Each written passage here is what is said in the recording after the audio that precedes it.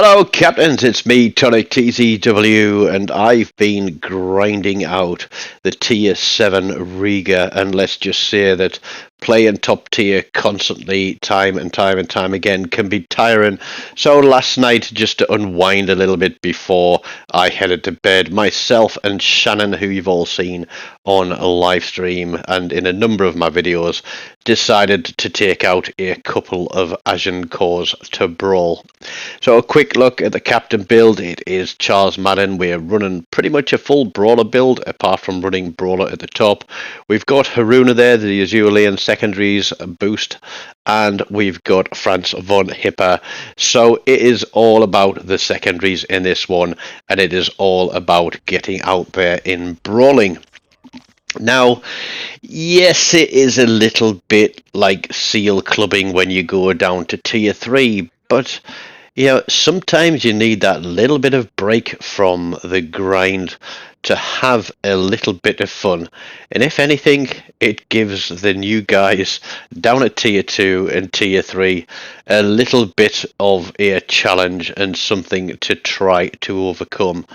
I've lost plenty of tier 3 games when I'm trying to do my daily in standard, because a lot of the time you have teams that don't know what they're doing. It is a learning curve. So if you see somebody coming into a game in an Agincourt, be very wary. Be very, very wary, because the chances are that it's somebody who knows what they're doing. And if they're running a build like this, it is not going to be a pleasant outcome. But that isn't to say that you can't still go and win the match for your team by playing clever. Now, I had HE loaded at the start there because we're expecting this destroyer to go and find us some red team destroyers, but we've got a battleship and a cruiser, but now he's gone away behind the island, and I said, well, no, let's not follow him round the island. Let's put our very slow turning turrets back to the left, and let's push through the centre. We have had another destroyer come across here with us, and sadly the other side of the map is not going to fare as well as this side of the map, and then there's going to be a little bit of disappointing play. So if you are new to the game, always keep an eye on the minimap, be aware of what's going on around you, and think twice before charging around in front of destroyers like this. Now, I have got a lot of secondaries. These guys are taking a lot of fire. There are going to be a lot of torpedoes here, and we fire a couple of turrets at that guy thinking, yeah, we can finish him. No, and then we lock the destroyer and completely miss pretty much everything about him, but the secondaries are going to work. We have got currently a 7.8 kilometer secondaries on this ship, and they are going to go bonkers, but they're all running into their smoke screens and trying to stay hidden. Now, the pro here for the tier 2 destroyers is they've got very fast loading torpedoes, and that's not good for me, because there are going to be torpedoes spitting out of this smoke screen left, right and centre as we chalk up the first kill of the game. Do you know something? I can't remember if this has got a secondary epic mod on it. I might have to have a look. I think I might. But yeah, we're gonna get out here. We're gonna turn in. We're gonna try and avoid as many torpedoes as we can, and just keep piling the pressure onto these guys. You can see us. We've got 4 targets. We've already taken down 2 potentially from this side. There we go. I think Shannon gets one there. We managed to avoid these torpedoes. That little tier 2 French destroyer. Oh no, we take one on the butt. There we go. And the Arkansas, is a good boat. That one comes from the Firepower Deluxe Edition pack. If you can get a hold of that on Amazon or eBay, make sure you're buying one that is new and not used, because it is a one-time use code. And it's got some hefty guns, but like the Agincourt, it's got no AA, and you do really get completely screwed in games that have a carrier in them at tier 3. But we are going to brawl it out. We are going to push across, see if we can finish this Arkansas, see if we can pick up these last two destroyers. You'll notice that there's two cruisers behind us, and they are going to do what I call puppy dogging, in that they are going to follow us around aimlessly until they get themselves into an accident. I think they were using us as cover as we were pushing through. And, they move a lot faster than we do. And I was hoping that there would perhaps be a spark of initiative in their gameplay. But sadly, there was none. It was a complete damp squib. But here we go, torpedoes coming in again from the rear, and we're going to keep twisting and turning. How I managed to avoid so many, I don't know. It's a matter of trying to work out what the reload is on these guys, and then putting a turn in, changing speed and direction.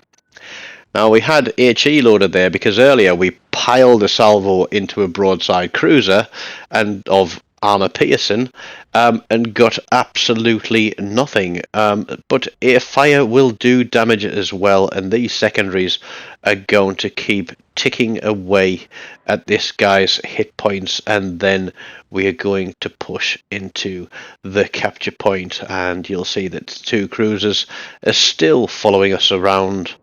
It is what is it? It's 5 players 4. So red team have the advantage here because they have 2 destroyers, and with these two slow-moving battleships, it's easy pickings for them. I'm expecting to take a full broadside of torpedoes any second now, but we are focused on this guy. We know we've got, I think it's a Wyoming in front of us. And although he takes a full salvo there from someone, my secondary shells take the kill on that one again. So we're only on 2 close quarters. We've got a couple of kills there. We're on 56,000 damage, and we are going to continue to push around this corner. And Shannon here is going to push through the center. So we've got 2 destroyers, a Wyoming, and I think it's a Bellerophon out there at the moment. And we decide to split our efforts and try and take this guy from 2 sides. And sadly, it is not going to work out for Shannon, and he gets a nasty, nasty surprise of this Wyoming in a minute. But here I'm letting him push towards me. I've slowed down because I'm expecting torpedoes again. And we miss a salvo. They're at maximum range, so I decide that I'm going to push forward, because if they're at max range, then I need to be going away from them and draw those destroyers in from the rear and hopefully have them bump into those 2 cruisers. But here comes another salvo of torpedoes. Here we go. We pick up a high caliber at, 58,000. So it's very obvious there's not a lot of hit points in this game. But there we go. Shannon is gone. The Wyoming hit him for 6. And now it is 3 players 4. And I'm going to try and dispatch this Wyoming while again trying to avoid torpedoes. But I've got the island to my right. So my ability to maneuver is limited, and there we go. We take 2 with a flood. We're going to have to damage control and heal. I would rather have waited till that Wyoming was out of the way, but knowing that the destroyers are chasing me, I want to dispatch this Wyoming, and then I want to keep moving away from the capture point. But here we go. He is ticking down. We get some guns off, hit the Citadel, and that is kill number 4. And we were having so much fun with this brawl that I actually wasn't keeping tally of the kills. And then I turned round and was like, they're on our cap. Somebody has gone all the way around. We've got 3 minutes to get back there. Those cruisers are far too far away. So I'm thinking, have I got enough speed to get back to the cap, reset, and take it back. At least if I can reset it, these two cruisers can take this cap between them and keep moving around and, prevent red team destroyers from coming after me by having to split themselves between chasing me and killing whatever is on their cap. And let me tell you, this is going to turn into one of those games where it was potentially going to swing both ways. Red team, even though we have been bullying out here into Agincourt, they have the advantage. They have played much smarter. The two destroyers are trying to stay out of detection range of the cruisers. The two cruisers are still puppy dogging around behind me. Now, I see that shot hit the island just in front of me, and I'm thinking, okay, he is just behind there. I need to bring all my guns to bear on the right side. We know it's 3 minutes for a solo cap with one ship, so half of the diamond is 1.5 minutes. So you take 1.5 minutes and you look at the fact there's one section left, and I've got less than probably 40 seconds to get around this corner and get some shots onto this guy to reset the cap. I need that cruiser to stay on red team's cap. And there we go. He is going to spunk his load early and put a shot on me as I come round. Although it says I'm clear, I should know by now that it isn't always clear. That was just the front turrets clear. Perhaps something that Wargaming need to re-engineer to show all turrets are clear, or to show turrets are clear of the land individually, but we get the cap reset with moments to spare. But the second cruiser that was on red team's cap is dead.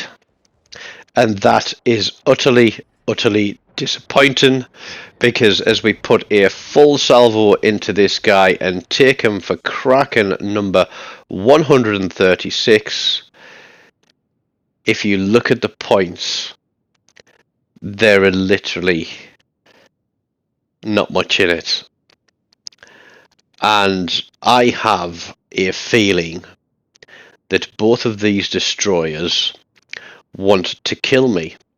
So now I'm going to switch on tactical mode, because what I'm going to do is try and bait them into coming after me by giving them a big, fat, juicy target. So this little gap in the islands in front of me, I'm going to park myself right in the middle of it. You'll notice there we're just under 100,000 damage. The secondaries have really been going to work here. I have no heals left. Yes, I've got a damage control available, but how many torpedoes can I really take? 2, 3? I'm not quite sure. Now watch here, because as I move out here I get spotted and then it drops immediately. And if you look straight across where my gun sight is, that little gap there is where I was spotted from. I have absolutely no doubt about that whatsoever. It happened so briefly, he has to be there. So I'm going to push out, because I know there's another gap off to the right hand side of the screen. The minute I get spotted, I know there's a destroyer coming for me, and I've positioned myself so that if those destroyers come around that corner, to the right, to the left, or through the centre there, my secondaries will start working on them as soon as they are spotted, before I can even have a chance to react. But here we go, and I'm sure that he's going round that left side because of where I was spotted. So now I'm going to start moving, getting some speed up, getting ready to kite. And it's like the spider sense is tingling here. Something is about to happen, and my instinct was absolutely right. There we go, spotted. Here he comes. He is coming on a YOLO run as tight as he can round that corner, looking for an ambush, but he takes a face full of high explosive, and there was a shot came over from my rear then, and I'm thinking, is the other guy going to come and have a go? We're in the last minute of the map. I think that guy is going to play safe. There are 3 points in this game, and it is in red team's favour. I get spotted again. He's through that gap there. Watch it drop as we sail past.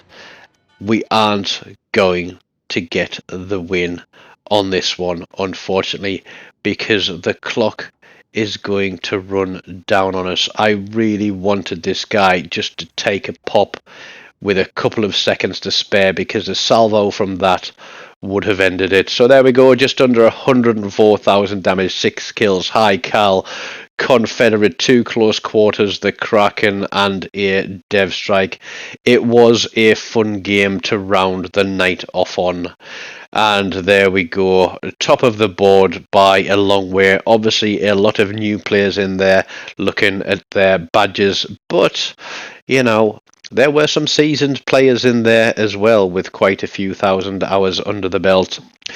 So I hope you've enjoyed watching this one, and hopefully listening and learning to a few tips and tricks that you can use to try and gain an advantage for your team and bring home the victory. Stick around, click one of these links, tell your friends about the channel. We're on our way to that magical 1000. We just got to keep pushing. Until next time, take care of yourselves and goodbye.